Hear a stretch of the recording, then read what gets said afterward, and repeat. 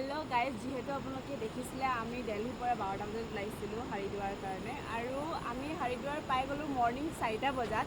তাৰপিছত তাত ভিডিঅ' বনাবলৈ নহ'লে, কাৰণ মানে কি হ'ল, পূৰা বৰষুণ। আমি গাড়ীৰ পৰা ওলাই আহিব লওঁতেই পূৰা বৰষুণ। তথাপিও বাছৰ ভিতৰত দুটামান ক্লিপ বনাইছিলোঁ, কিন্তু আন্ধাৰ হৈ থকাৰ কাৰণে সেইটো আপোনালোকৰ মাজলৈ মই দিব নোৱাৰিম চাগে, একো ভালকৈ ক্লিয়াৰে নহ'লে ভিডিঅ'টো। আৰু আমি বাছত উঠিছিলোঁ 4টা বজাত, তাৰপৰাই 4টা সেই বজাৰ পৰা এতিয়া 12টা বাজিলে। আমি এতিয়া চনপাৰ্কৰ কাৰণে ৰাস্তাত আছোঁ।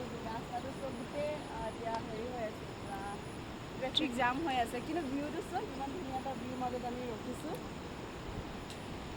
বহুত বেছি ভাল লাগিছে। আৰু কিন্তু আমি সেই ৰাতি 12টা বজাৰ পৰা এতিয়া 12টা বাজিলে আমি ট্ৰেভেলিঙে কৰি আছোঁ। আমি চাগে 2টামান বজাত পামগৈ আৰু তাত আমি ষ্টে' কৰিব, ৰাতি ষ্টে' কৰিব লাগিব আৰু নেক্সট মৰ্ণিংহে আমি আকৌ চৰাই ষ্টাৰ্ট কৰিব লাগিব। তেন্তে চাই থাকক আমাৰ ব্লগটো আপোনালোকে।